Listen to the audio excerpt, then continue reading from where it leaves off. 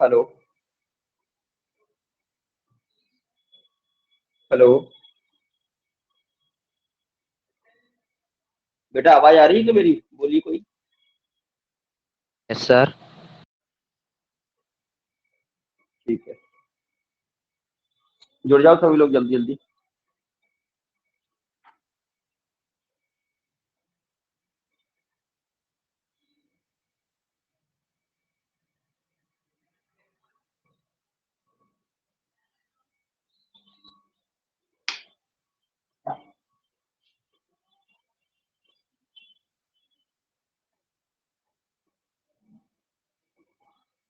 Good morning sir. Good morning बेटा, good morning. अच्छे हैं सब लोग?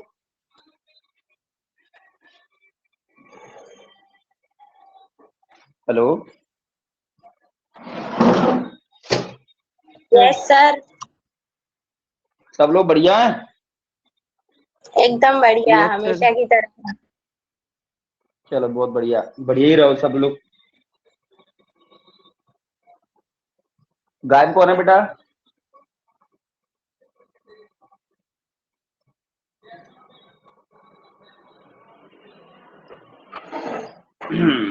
गायब कौन है ये?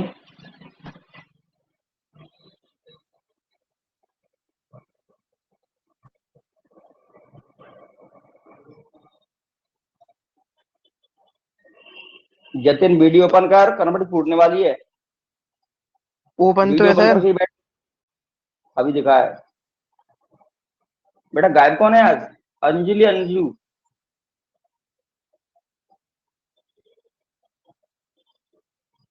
अंजू अंजलि गायब है शायद, है? कोई तो बोलो यार।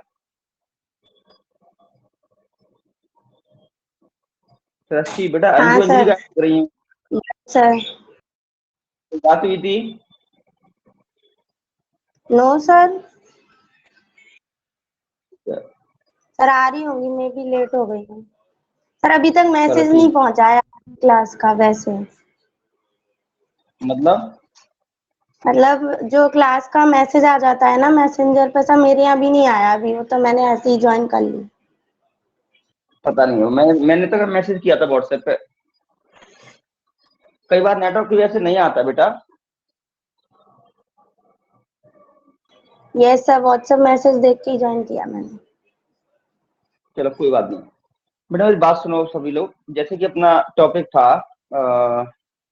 3.9 एक्सरसाइज रह गया था। एग्जाम्पल आपने कर लिए थे, मैंने आपको दोबारा करने के लिए दिए थे, है ना? तो सभी लोग जो है ना, मेरी बात ध्यान से सुने। पहले मैं 3.9 के एग्जाम्पल पे फिर से एक बार बात कर रहा हूँ, किसी का कोई कंफ्यूजन है तो दूर कर लें। 3.9 के एग्जाम्पल में किसी का कोई कंफ्यूजन है? नहीं है, ठीक है। इसके बाद आए अपन 3.9 एक्सरसाइज पर। 3.9 एक्सरसाइज पे आए तो अपन को स्टार्टिंग में एक दो क्वेश्चन कराए गए थे। बाद बाकी आपको ऑनलाइन, मतलब मैंने व्हाट्सएप ग्रुप पर डाले थे, ये सोच के कि आप प्रैक्टिस कर लेंगे, और आपने प्रैक्टिस की भी होगी। अब प्रैक्टिस करने से आपको क्लियर हो गया तो बहुत बढ़िया। बाद बाकी अगर कोई क्वेश्चन रिपीट कराना हो एक्सरसाइज का तो पूछ सकते हैं बेटा। आ गए सर सारे क्वेश्चन। बहुत बढ़िया। और सभी बच्चों को पूछ रहा हूँ मैं, जिसको दिक्कत डाउट लग रहा हो वो क्लियर कर ले। बाद में फिर आप कहोगे यस सर सर। वो नहीं बना, तो अच्छी बात नहीं है। फिर जो भी है क्लास के दौरान मैं आपकी हर समस्या का निदान करूंगा। बाद में क्लास ओवर हो गई, अपन अगले टॉपिक पे पहुंच गए, फिर आप नहीं कर पाते हैं तो इसमें फिर आपका ड्रॉबैक रहेगा। तसल्ली से मैंने आपको क्या कहा, हमें जल्दबाजी नहीं करना है, हमें हर चीज तसल्ली से पढ़ना है। 100% हम मार्केट की स्पीड से ज्यादा स्पीड में है। 100% ये मैं श्योरली कह सकता हूँ। मैंने पता किया मार्केट में आज के 1.5 2 महीने पहले से क्लासेस चल रही हैं, उसके बाद भी है ना, वो तीसरे चैप्टर में चल रहा है, कोई किसी चैप्टर में चल रहा है, अपन काफी फास्ट चल रहे हैं। और मैं ये कह रहा हूँ आपसे, 1 महीने और ऑनलाइन चल गई ना, अपन सबसे आगे हो जाएंगे। आप टेंशन मत लिया करो, क्योंकि अपने पढ़ाने का पैटर्न थोड़ा डिफरेंट है। अपन बच्चों से ज्यादा काम करवाते हैं, इसमें आपकी मेहनत तो लगती होगी बेटा, लेकिन ये है कि इससे आपको क्लियरेंस अधिक रहता होगा।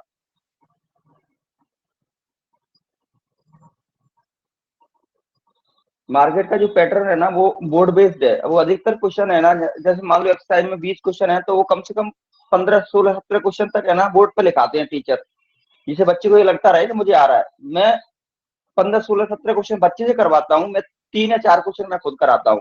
यानी मेरा उल्टा है थोड़ा सिस्टम। बेटा आप कुछ बोल रही हैं सृष्टि? नो सर, वो तो मैं अपनी बहन से बोल रही थी कुछ। ठीक है बेटा। अच्छा मैं ये कह रहा हूँ आप लोगों से कि 3.9 में बाकी में आपको कोई प्रॉब्लम नहीं है, किसी को भी कोई प्रॉब्लम नहीं है? सर एक बार चलो और कोई बात। प्रैक्टिस कर लेंगे और ढंग से आ जाएंगे। हाँ गुड। मैं आपको ये कह रहा हूँ कि अभी फिलहाल जो है कि आप इतना दिमाग मत लगाओ उस पर। अभी फिलहाल आप जो आपको ये समझो आपने सीख के छोड़ दिया उसको। 5 दिन यानी इस वीक के अंडर में, आज मंडे है, मंडे से संडे के बीच में कभी भी ये 3.9 एक्सरसाइज पूरी आपको फिर से एक बार प्रैक्टिस करनी पड़ेगी, जिस दिन भी आपको टाइम मिल जाए। अगर वहां पर भी आपको फिर भी कोई प्रॉब्लम आती है, मैं एक बार इसको फिर सुनूंगा। आपका ये वर्क मेरे पे ड्यू रहा, इतना मैं कर सकता हूँ आप लोगों के लिए भैया। कई बार क्या होता है कोई टॉपिक हम कंटिन्यू पढ़ रहे हैं तो समझ में आ जाता है उस समय, बाद में 7-8 दिनों के बाद पढ़ते हैं ना तो थोड़ा थोड़ा दिक्कत करता है। तो उसको एक बार और प्रैक्टिस कर लोगे तो मैं कह रहा हूँ फिर आपको लाइफ में कभी दिक्कत नहीं करेगा। ठीक है, सभी लोग सुन पा रहे हैं ना बेटा मुझको? Yes sir. Yes sir.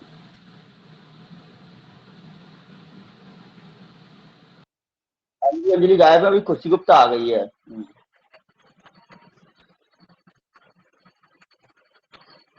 खुशी यस सर। कौन ओपन करेगा?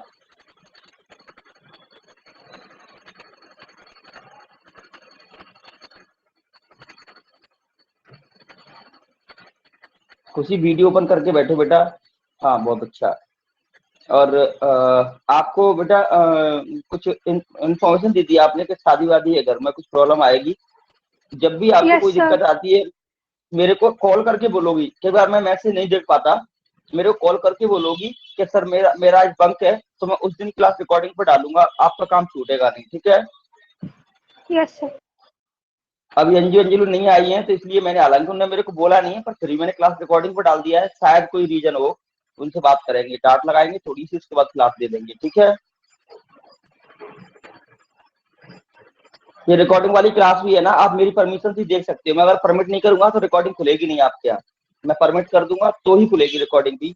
आपको कोई सुविधा फिजूल में नहीं मिलेगी, मेरी परमिशन के बिना नहीं मिलेगी। ठीक है? चलो अब स्टार्ट करते हैं। मेरा मतलब ये है कि 3.9 एक्सरसाइज को इस वीक के अंडर में एक बार और प्रैक्टिस करेंगे विद एग्जांपल। अगर कोई दिक्कत आएगी तो उस समय फिर इस पर बात करेंगे दोबारा। आज अपन एक नए टॉपिक में चलते हैं। इससे पहले कुछ बच्चों ने 2-3 प्रॉब्लम डाली थी मिसलिनियस की।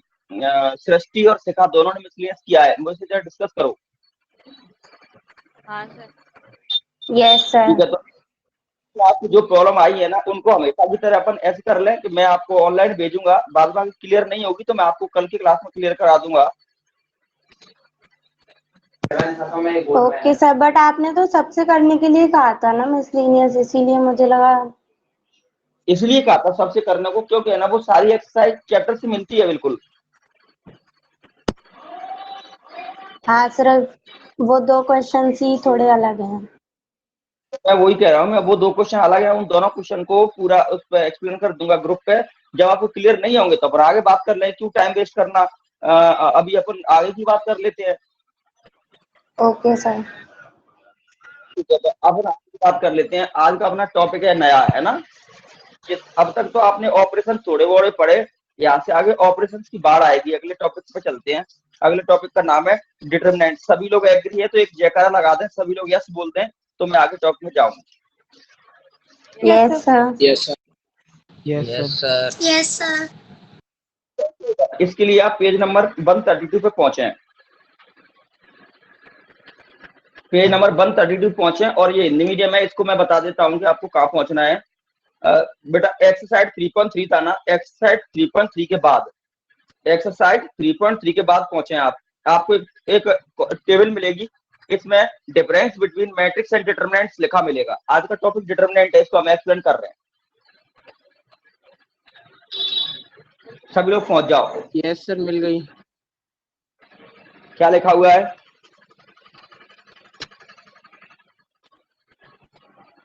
क्या लिखा आव्यूह है? और सारणिक। मैं अंतर। आव्यूह बहुत अच्छा, ठीक है। देखो भाई, अब मैं आपको क्या समझाना चाह रहा हूँ, मेरा थोड़ा पढ़ाने का सिस्टम थोड़ा सा अलग है। ये मत कहना कि सर अपने मुंह से पढ़ाई करते हैं। मैं उल्टी सीधी जगह से लेके बच्चे को पढ़ाता हूँ, तब जाके पॉइंट पे पहुंचाता हूँ।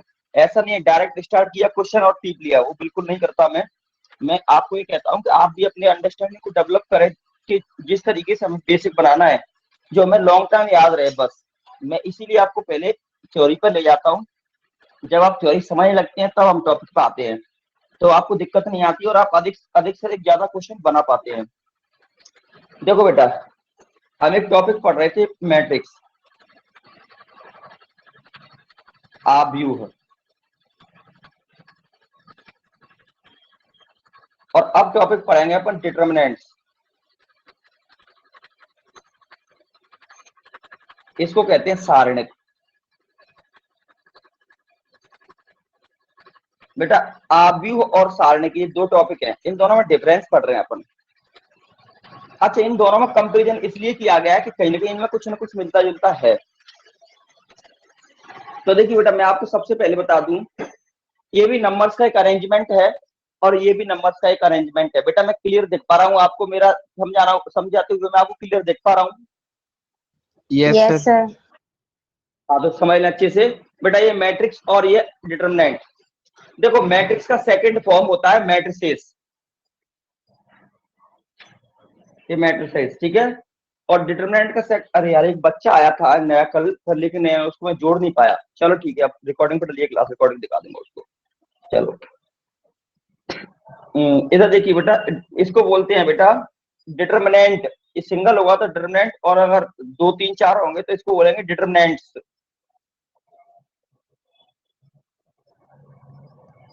ठीक है, पहले लैंग्वेज से परिचित हो जाए आप। मैट्रिक्स मतलब एक मैट्रिक्स की बात कर रहे हैं, मैट्रिसेस मतलब बहुत सारे मैट्रिक्स की बात कर रहे हैं, 2 या 2 से ज्यादा की। डिटरमिनेंट मतलब एक ही सारणिक की बात कर रहे हैं, डिटरमिनेंट्स यानी बहुत सारे सारणिकों की बात कर रहे हैं, ठीक है। आव्यूह इसका सेकंड फॉर्म आव्यूह होगा, और ये सारणिक इसका सारणिकों होगा, ठीक है। जतिन समझ रहे हैं बेटा? Yes sir. आप अकेला हिंदी मीडियम हो, इसलिए कोई भी चीज क्लियर नहीं हो तो मुझसे बीच में भी पूछ सकते हो, कोई दिक्कत नहीं है ना। जैसे क्लास में आपको बाउंडेशन रहती थी कि आप बीच में नहीं पूछोगे। मैं पहले अपनी बात बोलूं तो सुनो, अभी आप बीच में पूछ सकते हो, क्योंकि अभी मैं आपके एक्सप्रेशन नहीं देख पाऊंगा सभी के। मैं स्पेशली आपको ओपन कर करके देखूंगा तो लगता है बच्चे को दिक्कत है, इसलिए आप बीच में बोल सकते हैं। आपको ये छूट है, किसी बच्चे को कोई समस्या आती है बीच में टोक दो, सर ये दिक्कत है, मैं उसको तुरंत एक्सप्लेन करूंगा, अपन क्लियर करके ही आगे बढ़ेंगे, ठीक है। इसमें हम क्या करते थे, ये क्या था, एक इस तरह का एक ब्रैकेट जैसा था, ये सिंबल था किसका, मैट्रिक्स का। इसमें नंबर्स का अरेंजमेंट करते थे, इसमें नंबर्स का अरेंजमेंट करते थे, नंबर का अरेंजमेंट था इसमें। इनको नंबरों को रो वाइज और कॉलम वाइज रखा जाता था, ठीक है। ये भी क्या है बेटा, एक नंबर्स का अरेंजमेंट है। ये भी क्या है, नंबर्स का अरेंजमेंट है, नंबर का अरेंजमेंट। इसमें भी नंबरों को अरेंज करते हैं, बस इसका सिंबल इस तरीके से रहता है। इसका सिंबल कैसे रहता है, मॉड्यूलस की तरह, जिस प्रकार से अपन मॉड लगाते हैं किसी नंबर पे, मॉड्यूलस की तरह रहता है। इसमें भी रो होती है, कॉलम होते हैं, इसमें भी रो होती है और कॉलम होते हैं, ठीक है। इसमें भी रो और कॉलम होते हैं। इनकी रो को भी एम एन कह सकते हैं, इनकी रो और कॉलम को भी आई जे कह सकते हैं। जैसा कि उसमें था वैसा ही इसमें है। क्लियर है क्या? Yes sir. देखो बेटा बस अंतर ये है कि मैट्रिक्स जो है ना किसी भी ऑर्डर का हो सकता था, एनी ऑर्डर। बेटा मैं आपको डिफरेंस बता रहा हूं समझने के लिए। एनी ऑर्डर, कोई भी कोटि, इसका कोई भी कोटि हो सकती थी। जैसे कि मैं 2/3 कह दूं तो रो 2 हो गई, कॉलम 3 हो गई। मैं इसको 3/2 कह दूं तो रो 3 हो गई, कॉलम 2 हो गई। मैं इसको 2/2 भी कह सकता हूँ, 3/3 भी कह सकता हूँ, ठीक है। ये रेक्टेंगुलर फॉर्म में होगा, ये स्क्वायर फॉर्म में होगा, ये स्क्वायर मैट्रिक्स होगा, ये रेक्टेंगुलर मैट्रिक्स होगा, ठीक है। ये में रो ज्यादा या कॉलम कम हो, या कॉलम ज्यादा रो कम हो, तो ऐसी कंडीशन में आपको ये कैसा मिलता है बेटा, कॉलम मैट्रिक्स या रो मैट्रिक्स मिल जाता है। सिंगल सिंगल की पोजीशन में इनको रेक्टेंगुलर मैट्रिक्स कहा जाता है। और जब कोटि अपना ऑर्डर जो है ना 2/2, 3/3, 4/4 ऐसे हो अपना ऑर्डर, जिसमें रो और कॉलम बराबर हो, तो उसे हम स्क्वायर मैट्रिक्स कहते हैं। ये वाली बात आपको क्लियर कराई गई थी, यस नो? Yes sir. सभी को समझ आ रहा है ये? Yes, sir. Yes, sir. Yes, sir. Yes, sir. ठीक है, इधर देखिए अब ऐसे इसमें जो है ना, इसमें क्या एक बाउंडेशन है कि इसमें जो ऑर्डर होता है ना वो एनी ऑर्डर नहीं होता, इस ये केवल स्क्वायर के फॉर्म में ही होते हैं, ये स्क्वायर के फॉर्म में ही होते हैं। जैसे या तो ऑर्डर 2x2 आएगा या 3x3 आएगा या 4x4 आएगा या 1x1 आएगा। यानी कि इसमें एक कंडीशन है कि इसमें रो और कॉलम हमेशा इक्वल रहते हैं। ये वाली बात क्लियर हो गई क्या? Yes, sir. तो आपने ये देखा अभी तक में कि ये और ये एक जैसी व्यवस्थाएं हैं, बस अंतर है कि इसको मैट्रिक्स कहते हैं, इसलिए सिंबल अपन जब बड़ा ब्रैकेट यूज करते हैं, सिंबल अपन ऐसा यूज करते हैं। इसको बेटा अपन क्या कहते हैं? डिटरमिनेंट कहते हैं, सारणी कहते हैं। इसके लिए अपन सिंबल मॉडुलस वाला सिंबल यूज करते हैं। इसके अंदर भी नंबर्स का अरेंजमेंट रहता है, इसके अंदर भी नंबर का अरेंजमेंट रहता है। इसमें नंबर का अरेंजमेंट रो और कॉलम में डिफरेंस भी हो सकता है, रो और कॉलम के नंबर अलग अलग हो सकते हैं। कहने का मतलब ये है कि लाइनों की संख्या कॉलमों की संख्या से ज्यादा कम भी हो सकती है। यानी कि ये रेक्टेंगुलर और स्क्वायर दोनों ही फॉर्म में हो सकता है, ये केवल स्क्वायर फॉर्म में हो सकता है। इसमें नंबर ऑफ कॉलम और नंबर ऑफ रोज हमेशा ऑलवेज आर इक्वल। ओके,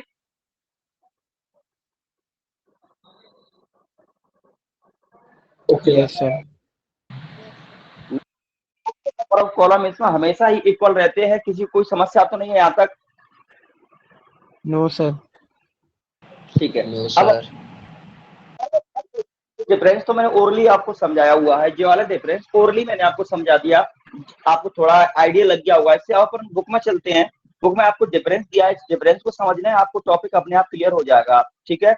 रही बात एलिमेंट्स की, जैसे इसके एलिमेंट को A11 A12 A21 A22 कहते हैं, ऐसे इसके एलिमेंट को A11 A12 A13 A21 A22 A23 A31 A32 A33 elements की पहचान वही रहती है जो कि मैट्रिक्स में थी, वही डिटरमिनेंट में। दोनों मिलते जुलते टॉपिक है, बस दोनों में सिंबल का रिप्रेजेंटेशन का अंतर है। ये रेक्टेंगुलर और स्क्वायर फॉर्म में रिप्रेजेंट हो सकता है, ये ओनली स्क्वायर फॉर्म में रिप्रेजेंट हो सकता है। इसका मतलब है इसका order 2x3 3x2 3x1 1x3 हो सकता है। इसका ऑर्डर या तो 1x1 ही होगा या 2x2 ही होगा या 3x3 ही होगा या 4x4 ही होगा। यानी ये हमेशा स्क्वायर के फॉर्म में ही रहता है। इसमें नंबर ऑफ कॉलम और नंबर ऑफ रोज हमेशा इक्वल रहती है। क्लियर है? Yes, sir. Yes, sir. मैं अपनी बात को इसलिए रिपीट कर, नैना कुछ बोलना चाह रही है, बोलो।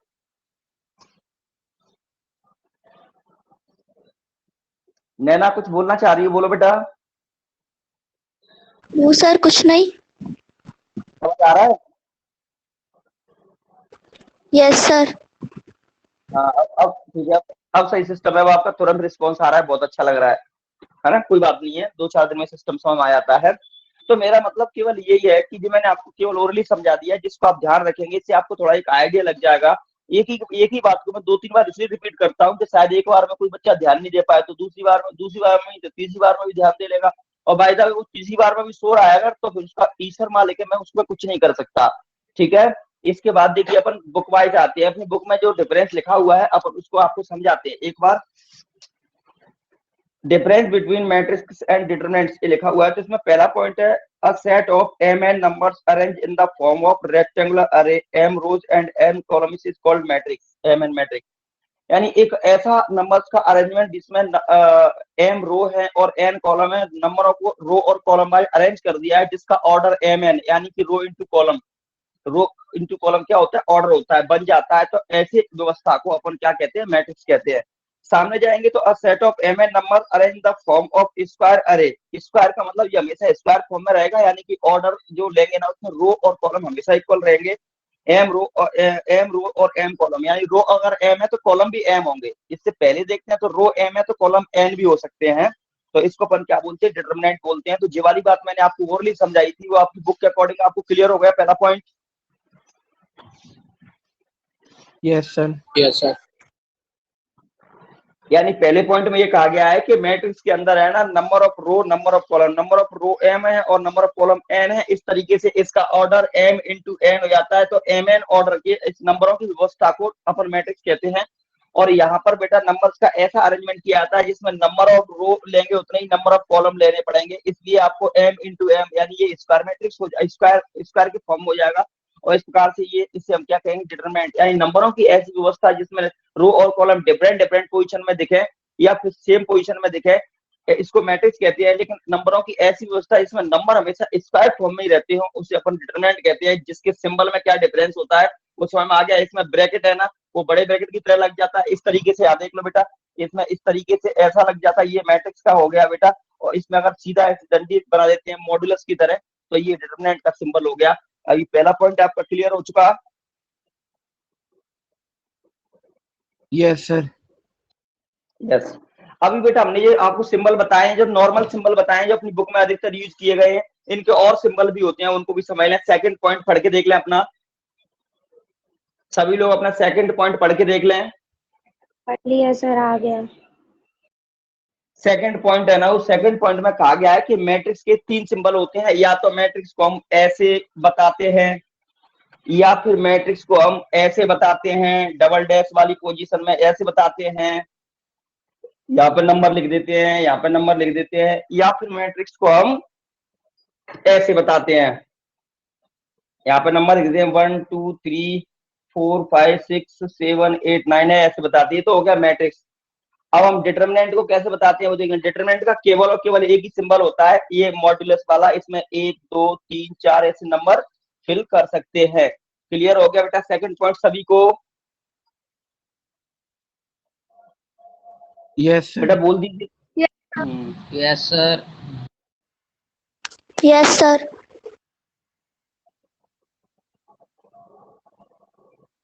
देखिए बेटा अब इसमें आगे, अब तीसरा पॉइंट पढ़ लीजिए अपना अपना, सभी लोग अपना अपना तीसरा पॉइंट पढ़ लीजिए।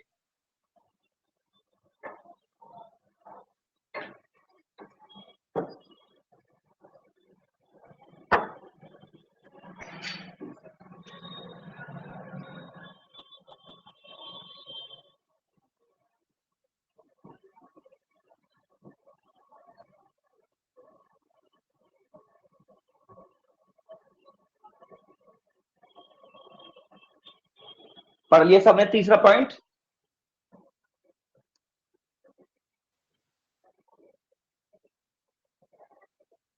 बेटा तीसरा पॉइंट सबको समझ में आ रहा है? Yes sir. चलो एक बार मैं इनको और क्लियर करने की कोशिश कर रहा हूं, आप लोग और समझें। उसने कहा है बेटा क्वेश्चन में, multiplicand is multiplied with each element. Multiplicand का मतलब होता है कांस्टेंट। अगर मैट्रिक्स के आगे कोई भी कांस्टेंट दे रखा है, अगर अब इसको अंदर ले जाना चाहते हैं तो ये सभी एलिमेंट में मल्टीप्लाई कर देगा। यानी कि अगर हम इसको फिर ऐसे लिखेंगे तो ये क्या हो जाएगा बेटा, आपका 2 1 जा 2, 2 2 जा 4, 2 3 जा 6, 2 4 जा 8, 2 5 जा 10, 2 6 जा 12। ये 2 सभी एलिमेंट में मल्टीप्लाई हो जाएगा, उसका कहना ये है। और यहाँ पर उसका कहना ये है, अगला point, multiplicand is multiply with any one of the row और द कॉलम ऑफ डिटरमिनेंट। यानी इस 5 को अगर आप ले जाना चाहते हैं तो इसको दो तरीके से लिख सकते हैं हम केवल। या तो इस 5 को ओनली एक रो में मल्टीप्लाई कर सकते हैं, 5 1 जा 5, 5 2 जा 10, ये 3 ऐसा ही रहेगा, ये 4 ऐसा ही रहेगा। या फिर अपन क्या कह सकते हैं, इसको ऐसे कर सकते हैं, ऐसे कर सकते हैं, 5 का इंटू करेंगे तो देखिए बेटा यहाँ पर 5 1 जा 5 और 5 3 जा 15, और या 2 और 4 ऐसे ही रहेगा। इस तरीके से मल्टीप्लाई कर सकते हैं। यानी कहने का मतलब यह है कि अगर हम मैट्रिक्स सॉल्व कर रहे हैं और बाहर कोई कांस्टेंट आ गया तो उसको अंदर ले आते हैं, सारे एलिमेंट में उसका मल्टीप्लाई करते हैं। लेकिन डिटरमिनेंट में ऐसा नहीं होता। डिटरमिनेंट में क्या है, अगर हम बाहर वाले एलिमेंट को अदर मल्टीप्लाई करते हैं तो या तो एक रो में, रो के सभी एलिमेंट में मल्टीप्लाई हो जाएगा, या किसी एक कॉलम के में मल्टीप्लाई हो जाएगा। जैसे कि इसमें या तो रो वाइज कर सकते हैं या एक कॉलम वाइज कर सकते हैं, इसके सारे एलिमेंट में मल्टीप्लाई नहीं कर सकते। ये डिफरेंस है मैट्रिक्स और डिटरमिनेंट का। क्या ये आपको क्लियर है? Yes, sir. थर्ड पॉइंट, सब ये सारी चीजें आपको सॉल्व करने के लिए सिखाई जा रहे हैं। उस समय जब मैट्रिक्स आप पढ़ रहे होंगे, ऐसी पोजीशन कहीं पे भी आएगी, बाहर कोई नंबर रखा होगा, उसको अंदर ले जाएंगे, मैट्रिक्स को सॉल्व करते हैं, सभी एलिमेंट में मल्टीप्लाई कर देते हैं। लेकिन डिटरमिनेंट को सॉल्व करते समय या तो एक रो में ले जाएंगे या एक कॉलम में ले जाएंगे। यानी अपनी आवश्यकता के अनुसार रो में जरूरत पड़ रही है तो रो में ले जा सकते हैं बाहर वाले नंबर को, और कॉलम में जरूरत पड़ रही है तो एक कॉलम में ले जा सकते हैं, किसी में भी। पहली रो में ले सकते हैं, पहले कॉलम में ले सकते हैं, दूसरी रो में भी ले सकते हैं, दूसरे कॉलम में भी ले सकते हैं। ऐसा कोई बाउंडेशन नहीं है, पर एक ही किसी चीज में ले जा सकते हैं, या तो किसी एक रो में ले जा सकते हैं या किसी कॉलम में ले जा सकते हैं। ठीक है,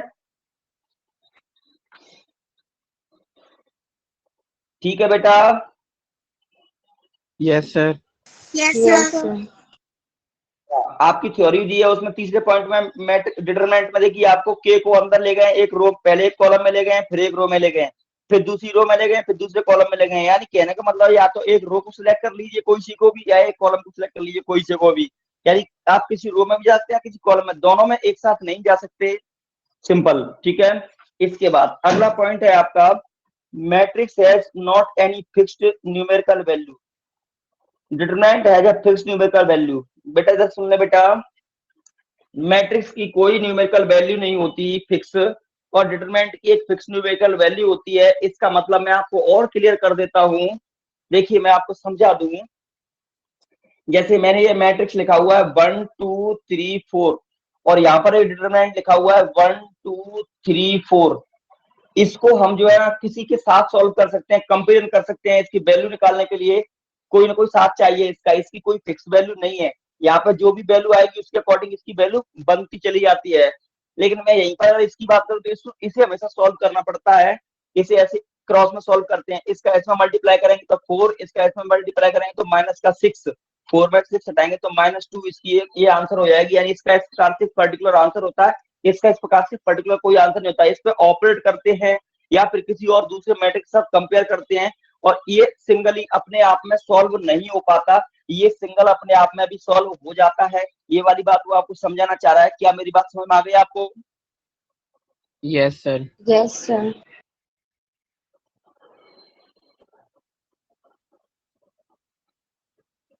इसके बाद हम बात करते हैं बेटा अगला पॉइंट की, इन मैट्रिक्स नंबर ऑफ रो और number of column can be different. ये वाली बात मैं अभी बोल चुका। मैट्रिक्स के अंदर number of row number of column अलग अलग हो सकते हैं। दैट मीन ये रेक्टेंगुलर फॉर्म में हो सकता है, आयताकार फॉर्म में हो सकता है। लेकिन सामने पॉइंट देखेंगे, number of row and number of column are equal in determinant. Determinant में नंबर ऑफ कॉलम और नंबर ऑफ रो हमेशा एक बराबर होते हैं, ये स्क्वायर फॉर्म में ही होता है। ये वाली बात मैं पहले भी बोला था और पॉइंट में भी आ गई। ये क्लियर है? Yes, sir. सभी लोग बता दें क्लियर है क्या? Yes, Yes, sir. sir. Yes, sir. Yes, sir. Yes sir. ठीक है। इसके बाद अगला पॉइंट है ना, बहुत काम का पॉइंट है, देख लें। 2 or more matrices can be added, subtracted and multiplied. 2 or more matrices can be added, subtracted and multiplied. दो या दो से ज्यादा मैट्रिक्स आपस में ऐड हो सकते हैं, सब्ट्रैक्ट हो सकते हैं, मल्टीप्लाई भी हो सकते हैं, जैसा कि आपने किया भी है। चाहे 2 मैट्रिसेस दी हो आपको, या 3 मैट्रिसेस दी हो, या आपको 5 मैट्रिसेस दी हो, आप एक एक करके सभी को ऐड भी कर सकते हैं, सब्ट्रैक्ट भी कर सकते हैं, और एक दूसरे में मल्टीप्लाई भी कर सकते हैं। क्लियर है? Yes sir. और जैसा कि आपने टॉपिक में किया भी है मैट्रिक्स में। इसके बाद हम बात करते हैं बेटा डिटरमिनेंट में, एडिशन सब्ट्रैक्शन मल्टीप्लिकेशन ऑफ 2 और मोर डिटरमिनेंट इज मीनिंगलेस। बेटा एडिशन सब्ट्रैक्शन और मल्टीप्लिकेशन ऑफ 2 और मोर, 2 या 2 से ज्यादा डिटरमिनेंट्स का ऐड करना, सब्ट्रैक्ट करना और मल्टीप्लाई करना मीनिंगलेस होता है, मतलब ये संभव नहीं होता। बात समझ गए क्या? Yes, sir. अब मैं आपको बता दूं इसका सही मीन्स क्या निकल रहा है। जैसे इसका सही मीन्स अभी मैं बता रहा हूं आपको बेटा, एक मिनट। इसका सही मीन्स बता रहा हूं, ये आपसे क्या कहना चाह रहा है, आपको क्या समझाना चाह रहा है। ये समझाना चाह रहा है कि जैसे मैं 2 मैट्रिक्स ले लूं, एग्जाम्पल अच्छे से समझना, आपका क्लियर हो जाएगा। जैसे मैं आप समझ लूं कि मेरे पास एक मैट्रिक्स दिया है 1 2 3 4, और दूसरा मैट्रिक्स दिया है 5 6 7 8। तो आप इनको a प्लस बी निकाल सकते हैं, a माइनस बी निकाल सकते हैं, a इंटू बी निकाल सकते हैं। करेक्ट? निकाल सकते हैं कि नहीं? Yes, sir. Yes, sir. सभी लोगों को समझ आ गया? निकाल सकते हैं, अपने निकाला भी है सवालों में। Yes, sir. Yes, sir. Yes sir. लेकिन अगर मैं इसको यहीं पर हटा के डिटरमिनेंट में बदल दूं, अभी हम पढ़ रहे हैं सारणिक डिटरमिनेंट, इसमें बदल दूं मैं, इसको ऐसा सिंबल दे दूं ऐसा, तब ना तो ये पॉसिबल है, ना ये पॉसिबल है, ना ये पॉसिबल है। हम ऐसा कर ही नहीं सकते। इसको अपने आप में सॉल्व कर सकते हैं, इसको अपने आप में सॉल्व कर सकते हैं, इनको अलग अलग सेपरेटली सॉल्व कर सकते हैं, ठीक है। मगर इस तरीके से इनका subtraction, addition and multiplication is not possible. और अगर आप करते भी है ना तो वो किसी काम का नहीं है, मीनिंगलेस है, यूजलेस है। क्लियर है क्या? Yes, sir. Yes, sir. तो ये था आपका बेटा थ्योरी, जिसको मैंने आपको समझा दिया। अब आप डिटरमिनेंट में चलिए। मैंने जो समझाया है वही थ्योरी एक्सप्लेन करनी है आपको, दोबारा से अपने मन में सोचनी है इसको। डिटरमिनेंट हेडिंग हो रही है आपकी, चैप्टर 4 में पहुंच जाएंगे आप। इसमें आप और समझ लें डिटरमिनेंट क्या होता है, इसको सॉल्व कैसे करना है वो मैं आपको समझा रहा हूँ। ठीक है?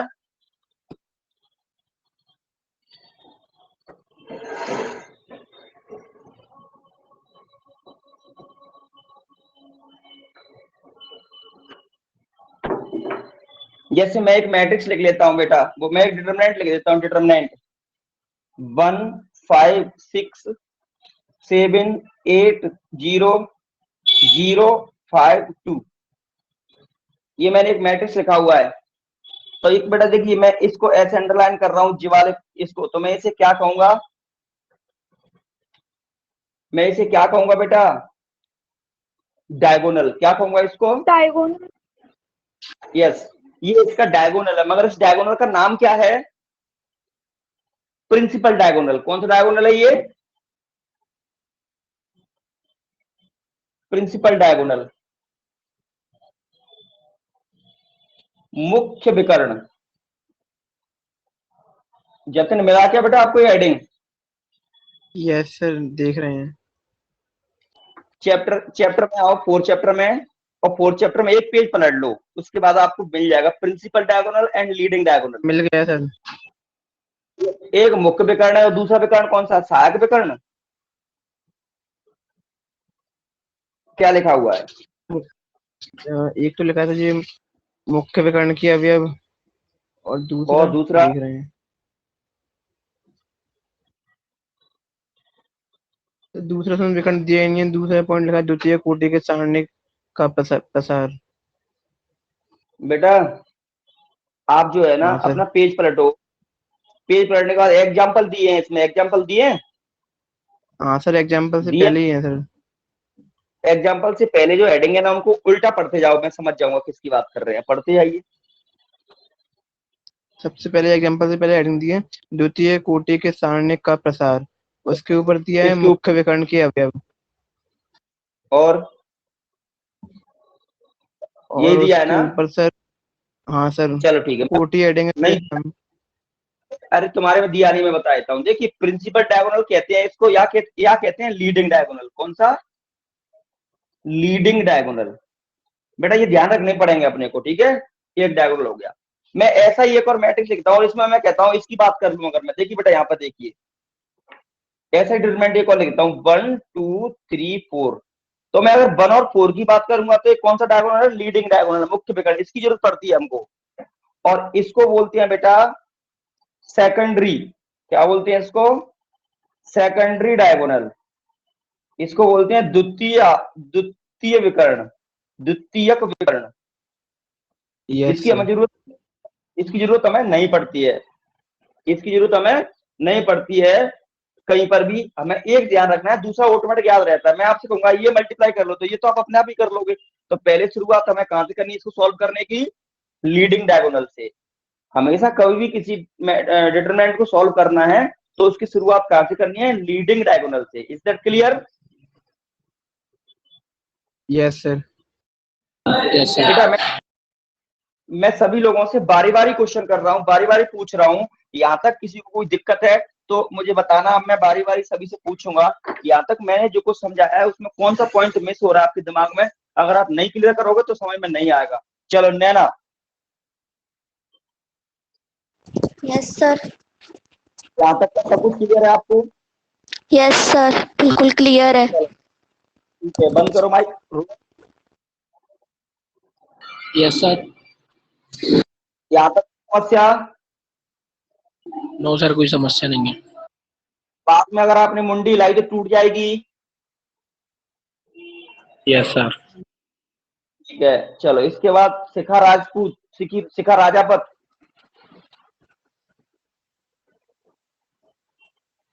शिखा राजावत,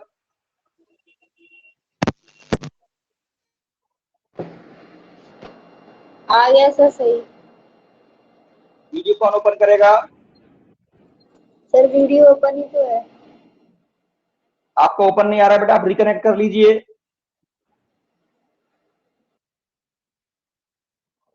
चलो लोकेन सिंह, यस सर। कोई समस्या है आज तक? No sir. बेटा अपनी दुनिया में तो जूतों की बरसात होती है, समझ लें, कन्याओं को छोड़कर। नहीं सर, पूरा क्लियर है। ठीक है, अनुष्का दीदी यस सर। क्लियर है? Yes sir. में बात कर रहा हूँ, बाद में आपको ये नहीं कह सकता कि सर से हमसे नहीं पूछा गया था। जतिन,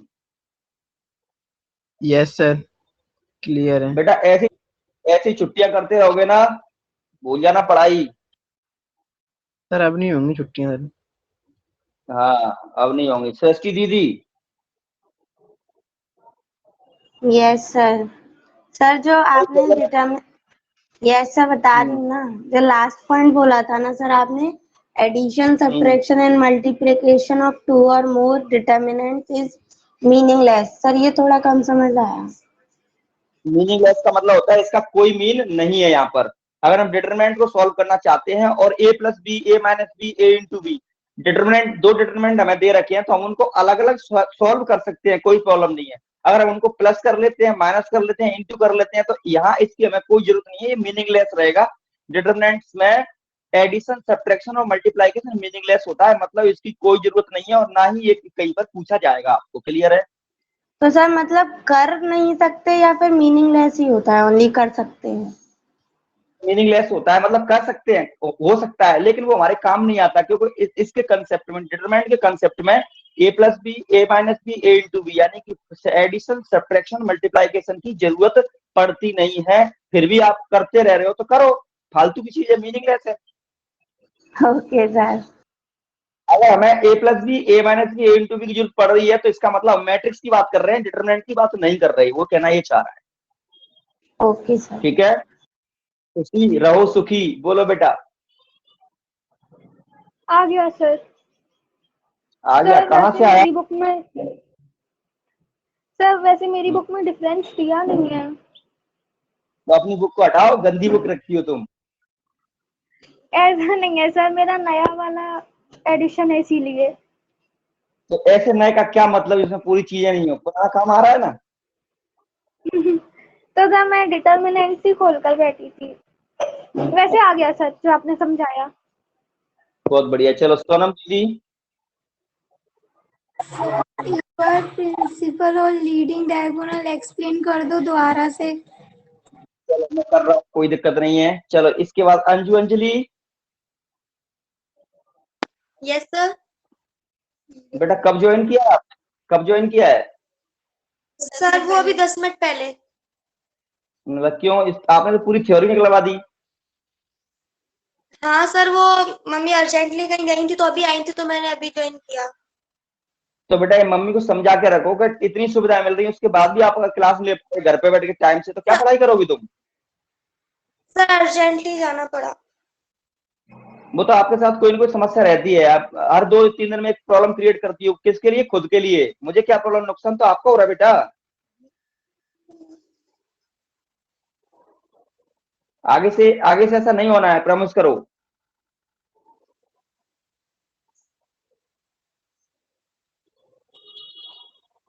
बेटा आगे से ऐसा नहीं होना, हाँ ना तो बोल दो, यही होता रहेगा क्या?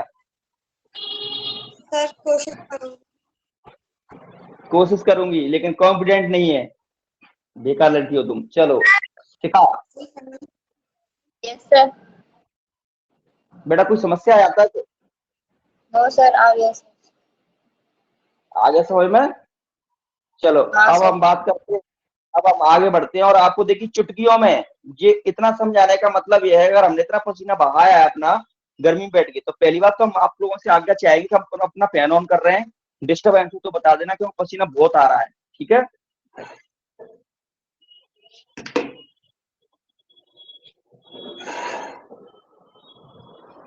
अब हम आपको एक्सरसाइज में लिए चलते हैं और आपको एक्सरसाइज सॉल्व करा रहे हैं। 5 मिनट के अंदर आप बोलेंगे सर आ गया, हम कर लेंगे, ठीक है? केवल अगर आपने ये समझा हुआ है तो मैं लीडिंग और प्रिंसिपल डायगोनल समझा देता हूँ। ये दीदी ने पूछा है, सोनम दीदी ने हमारी ने। देखिए बेटा, ये किसका सिंबल है? सोनम, सोनम से बात कर रहा हूँ। सोनम माइक ओपन करो।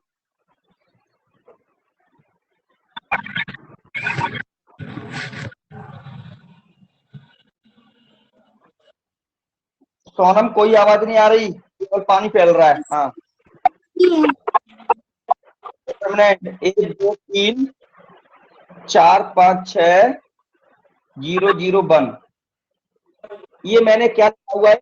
एक डिटरमिनेंट लिखा हुआ है। क्लियर है? Yes sir. यस। अब अगर मैं एक रेक्टेंगल बनाता हूँ, ऐसा एक रेक्टेंगल बनाता हूँ, सॉरी एक स्क्वायर बनाता हूँ, ऐसा ये फॉर्म होता है। ये मैंने एक स्क्वायर बना लिया, तो इस स्क्वायर में मैं इसको ऐसे जोड़ूंगा तो इसे क्या कहेंगे अपन?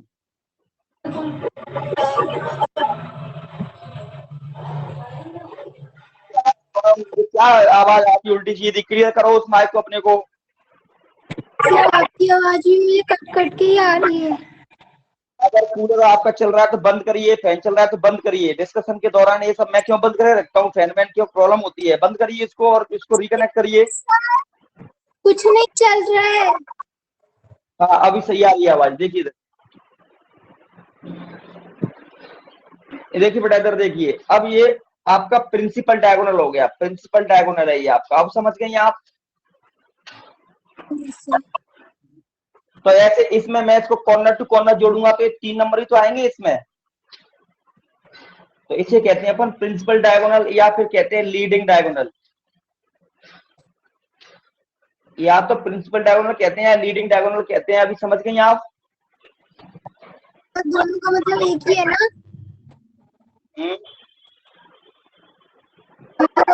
बोलो मतलब एक ही है ना? बेटा, आप रिकनेक्ट कर लो। मैं फ्री बोल रहा हूँ, आपकी आवाज नहीं आ रही मेरे पास।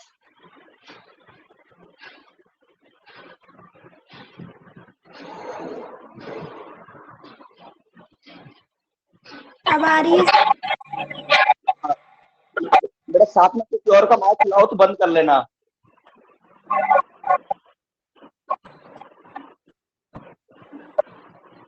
सर आ गया सर। देखो बेटा, मेरी बात सुनो। अब हमें इसका ध्यान क्यों रखना है, इसकी वजह है बस। जैसे कि मैं इसे सॉल्व करना चाहता हूँ, मेरे पास ये लिखा है 1 2 3 4। तो कई बच्चे क्या करते हैं, इधर से स्टार्ट कर देते हैं, 3 और 2 का इंटू पहले कर देते हैं, तो ये गलत हो जाता है। इसलिए मैं क्या ध्यान रखना है? प्रिंसिपल डायगोनल या फिर लीडिंग डायगोनल याद रखना है। हमें शुरुआत इसकी प्रिंसिपल डायगोनल करनी। तो प्रिंसिपल डायगोनल ये है, इसमें हम ऐसे आएंगे, 4 बन जा 4, फिर माइनस लगाएंगे, तब जाके द्वितीयक सेकेंडरी डायगोनल का मल्टीप्लाई करेंगे तो क्या हो जाएगा? 6। 4 - 6, तो इसका -2 आंसर आ जाएगा। क्लियर है ना? ये इसलिए सिखाया जा रहा है आपको, जिससे आप ध्यान रखें कि इसकी शुरुआत कहां से करनी है? प्रिंसिपल डायगोनल से। जब प्रिंसिपल डायगोनल सॉल्व हो जाएगा आपका, उसके बाद सेकेंडरी डायगोनल में आप जाएंगे। बस इतना की जरूरत है। क्लियर है क्या? Yes sir. ठीक है, अब माइक बंद कर दो और एक्सरसाइज निकाल लो। अभी आपकी ये एक्सरसाइज 5-7 मिनट में हो जाएगी, आप टेंशन नहीं लेना। बस आप मुझे समझना, मैं लगातार 2-3 क्वेश्चन कर रहा हूँ, फिर से आपको क्लियर हो जाएगा। ठीक है, सभी लोग अपना अपना क्वेश्चन पढ़ लें।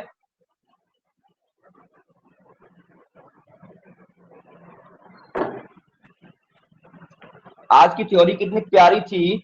अंजू, अंजलि, अगर आप लेट आई है ना, तो रिकॉर्डिंग तो मैंने क्लास डाली थी, अभी 2-3 घंटे बाद रिकॉर्डिंग अपडेट हो जाती है ऑनलाइन। वो रिकॉर्डिंग देख लेना। थ्योरी ही समझना है मेन। जिसकी थ्योरी कमजोर रहेगी उससे डिटरमिनेंट अच्छे से नहीं आएगा। ये कान खोल के सुन लीजिए आप। एक्सरसाइज है अपनी 4.1 और पहला क्वेश्चन है आपका PQRS। PQRS और आपसे क्या कहा गया है प्रत्येक क्वेश्चन में? फाइंड द वैल्यू, यानी हमें मान निकालना है, मान ज्ञात करना है, मान ज्ञात करना है। Evaluate, yes sir. यानी ये जो डिटरमिनेंट दिए इनकी वैल्यू फाइंड करना है। मैंने कहा था इसको सॉल्व करने के लिए आप क्या करते हैं?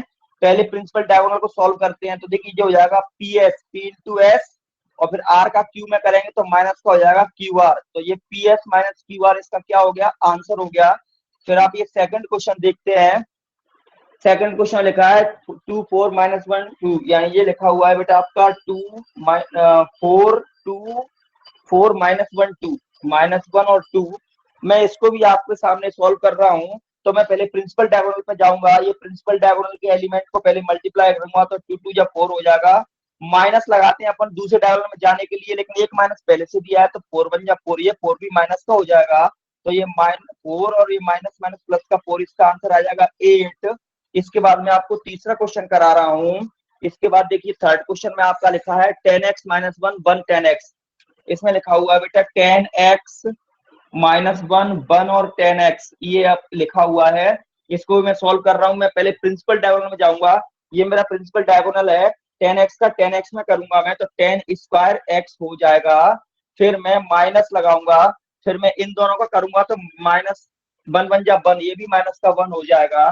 तो यहाँ से देखिए 1 माइनस माइनस ये प्लस का 1 हो गया, और ये प्लस का 10 स्क्वायर x हो गया, और 1 + 10 स्क्वायर x को क्या बोलते हैं बेटा?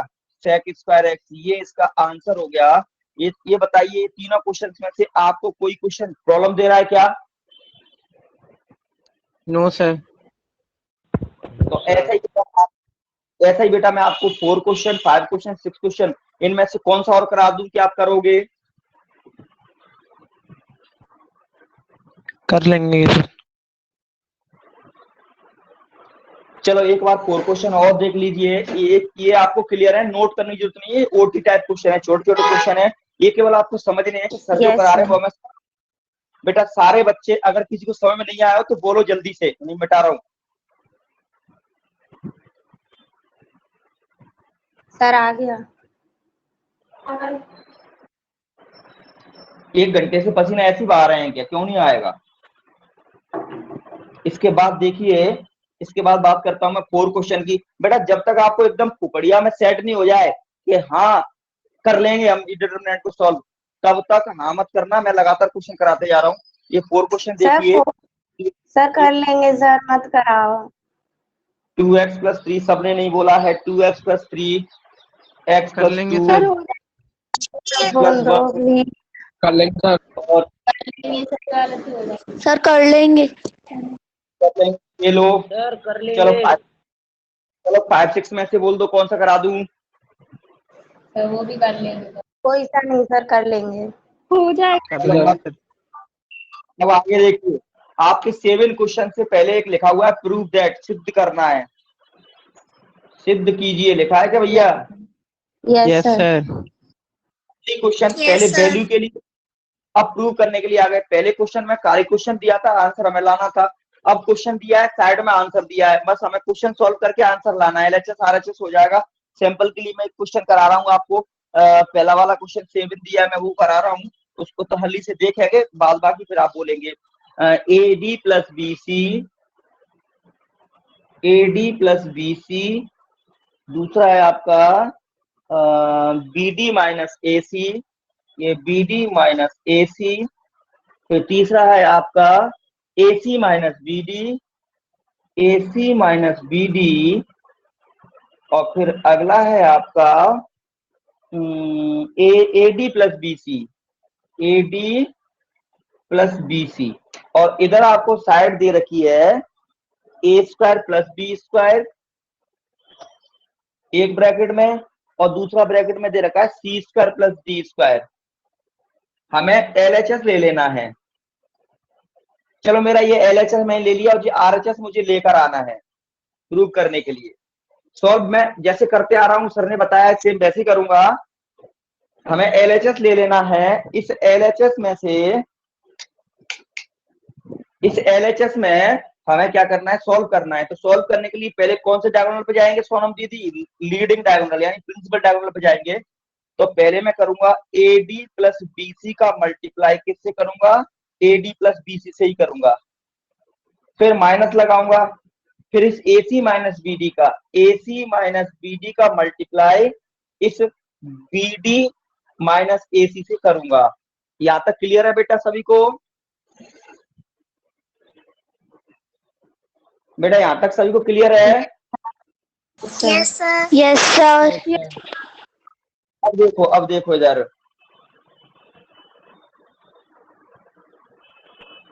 अब देखिए बेटा, मैं इसका इससे इंटू करूंगा, क्या आएगा बेटा? ये मेरा A² D², इसका इससे इंटू करूंगा, कॉमन तो नहीं आ रहा इसमें, A C plus B D, A D plus B C, नहीं कॉमन कुछ नहीं आ रहा। ठीक है, चलो मैं ऐसा करता हूँ, इनमें से कॉमन ले लेता हूँ, कुछ भी अगर आ रहा हो तो, यहाँ पर भी कुछ आ रहा हो तो, कुछ भी कॉमन तो बन ही नहीं रहा है, तो मल्टीप्लाई करना पड़ेगा। इसका इसमें इंटू करूंगा तो देखिए ए स्क्वायर डी स्क्वायर, इसका इसमें करूंगा तो ये आएगा बेटा आपका प्लस का A B C D, A D का मैंने इन दोनों में कर लिया, फिर मैं बीसी का करूंगा तो बीसी का करूंगा तो ये आएगा A B C D, A B C D, इसका इसमें करूंगा तो प्लस का बी स्क्वायर सी स्क्वायर, यानी यहाँ पर मैंने इसका कर लिया, माइनस अपनी जगह पर है। अब मैं ब्रैकेट लगाऊंगा जिससे माइनस बाद में सभी में मल्टीप्लाई हो जाएगा। अब मैं इसका करता हूँ, देखिए बेटा ब्रैकेट लगा के, तो इसके बाद देखिए ए सी का बी डी में करूंगा तो आएगा ए बी सी डी, फिर माइनस की जगह माइनस लगूंगा जाएगा ए स्क्वायर सी स्क्वायर, फिर माइनस माइनस हो जाएगा प्लस, नहीं सॉरी, ए सी का ए सी ए बी सी डी हो गया, माइनस हो गया। अब माइनस का बी डी में करूंगा तो जाएगा माइनस का बी स्क्वायर डी स्क्वायर, और माइनस माइनस प्लस हो गया तो आ गया ए बी सी डी। इस तरीके से जैसे ये माइनस ओपन करूंगा तो ये माइनस का हो जाएगा, ये प्लस का हो जाएगा, ये प्लस का हो जाएगा, और ये माइनस का हो जाएगा। अब मैं देख लेता हूँ कुछ कैंसिल हो रहा है कि नहीं हो रहा है। देखिए बेटा यहाँ से देखो एबीसीडी, एबीसीडी एक माइनस का एक प्लस का, एक एबीसीडी प्लस का एक एबीसीडी माइनस का, मेरे पास क्या आ गया बेटा ए स्क्वायर डी स्क्वायर प्लस का बी स्क्वायर सी स्क्वायर, इसके बाद देखिए प्लस का ए स्क्वायर सी स्क्वायर और प्लस का बी स्क्वायर डी स्क्वायर, ये इस कॉलम में आ गया। अब हमें इसमें सबसे पहले ए की पावर को अरेंज करना है, ए की पावर्स, तो ए की पावर्स में हमें पहले ए वाली वैल्यू सभी रख लेनी है। ए की पावर कौन सी है बेटा, ए स्क्वायर डी स्क्वायर में है, फिर इसके बाद एक है ए स्क्वायर सी स्क्वायर और प्लस, फिर बाद में बाकी बचे हैं वो लिख दो, बी स्क्वायर सी स्क्वायर बचा हुआ है और प्लस का बी स्क्वायर डी स्क्वायर बचा हुआ है।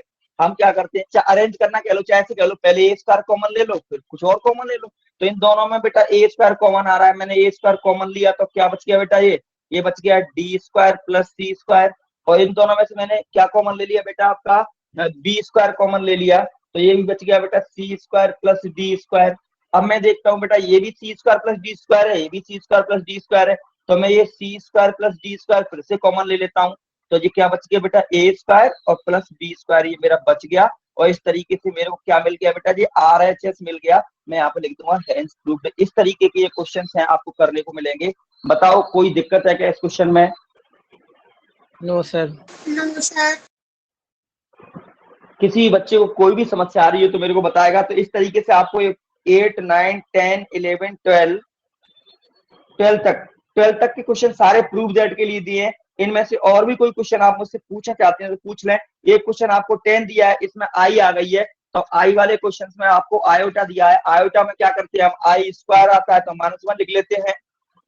और कौन सी नई बात है इसमें, आई स्क्वायर की वैल्यू -1 लिख लेते हैं, जो 11th क्लास में अपन ने सीखा था। तो बताइए बेटा 10 तक 12 तक और कौन सा क्वेश्चन पूछना है मुझसे?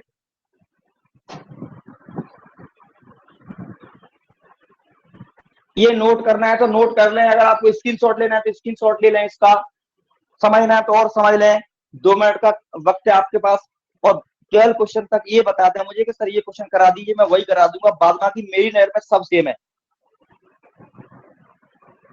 जल्दी करें।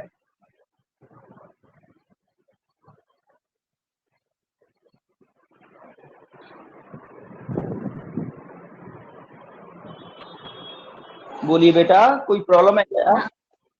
हाँ सर, सब सेम ही है, कर लेंगे सर, कर लेंगे। सारे बच्चे एग्री हैं इसमें, कर लेंगे 12 तक? Yes sir. Yes sir. चलो किसी को कुछ नहीं पूछा है। नैना इतनी जल्दी होशियार कैसे हो गई? तुम तो पूछ लो बेटा कुछ।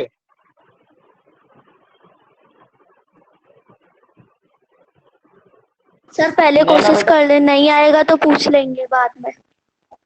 वाह वाह, यही तो समझदारी है। पहले खुद ट्राई करो, बाद बाकी सर को सेकंड ऑप्शन में रखो। जो बच्चे सर को फर्स्ट ऑप्शन में रखते हैं ना, मतलब वो खुद का दिमाग खर्च नहीं कर सकते हैं। और ये विद्या धन एक ऐसा धन है जो खुद के दिमाग खर्च करने पर ही बढ़ता है और बढ़ता है। कहने का मतलब ये है, आप जितना खुद का दिमाग लगाएंगे बस उतने स्ट्रॉन्ग बन जाएंगे। टीचर तो केवल एक सपोर्टर होता है बस। ऐसा मत सोचना हम पैसे देंगे, फ्री में कब पढ़ रहे हैं, पूरा कराओ, तो पूरा भी करा दूंगा, मेरा कुछ नहीं है, ठीक हो कुछ भी नहीं। ठीक है, आगे देखिए।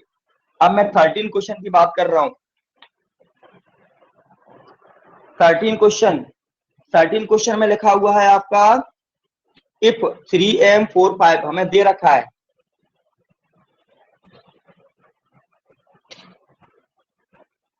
तो गिवन ये भी हो जाएगा वैसे। 3m 4, अरे यार सब हो जाएंगे, फिर मैं पढ़ाऊंगा क्या? सर इन दोनों का 3m क्रॉस मल्टीप्लाई कर लेंगे, फिर 3 से कंपेयर कर लेंगे तो सर हो ही नहीं जाएगा। अब इक्वल दिया है, बिल्कुल सही है, बिल्कुल सही है। m का वैल्यू हमें फाइंड करना है। हम इसको सॉल्व करेंगे तो 5 3 या 15। सोनम दीदी पहले कौन से डायगोनल करना है? प्रिंसिपल डायगोनल का। 5 3 या 15 माइनस 4m इक्वल आ गया 3। यहाँ से देखिए बेटा माइनस का 4m इक्वल ये 3 इधर है, 15 को पास कर दिया तो इधर माइनस का 15 हो गया। ये माइनस का 4m इक्वल हो गया ये माइनस 12, माइनस से माइनस खा लिया, m इक्वल 12, ये इंटू का 4 अपॉन में चले जाता है दूसरी साइड में, 4 3 या 12, तो m इक्वल हमें 3 मिल गया। इस तरीके से हमारा ये आंसर आ गया। ये हमसे पूछ रहा है और इस तरीके से आपको 14 15 क्वेश्चन भी दिए हुए हैं सेम। 13 ऐसा ही दिया आपको, 14 ऐसा ही दिया आपको, 15। बताइए और कुछ पूछना है क्या 15 तक?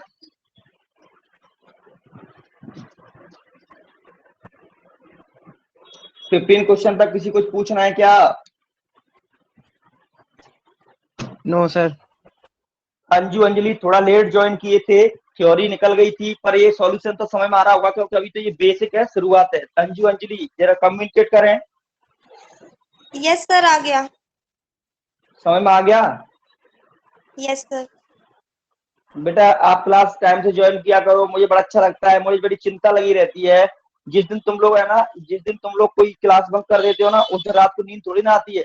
सपने में वो बच्चा आता है कि बेचारे का इसका छूट गया होगा, क्या होगा इसका भविष्य। बात समझ गए ना? मुझे अन्य टीचरों से कंपेयर मत करिए प्लीज। मेरा थोड़ा अलग तरह की मानसिकता है, इसलिए मैं थोड़ा परेशान रहता हूँ। इसलिए सब लोग ज्वाइन करेंगे तो मैं भी प्रॉपर काम कर पाऊंगा। आगे बात करता हूँ मैं क्वेश्चन नंबर 16 की। क्वेश्चन नंबर 16 भी वही है। क्वेश्चन नंबर ये क्वेश्चन नंबर 16 क्वेश्चन नंबर 9 की तरह है। Question number 16 same as question number 9।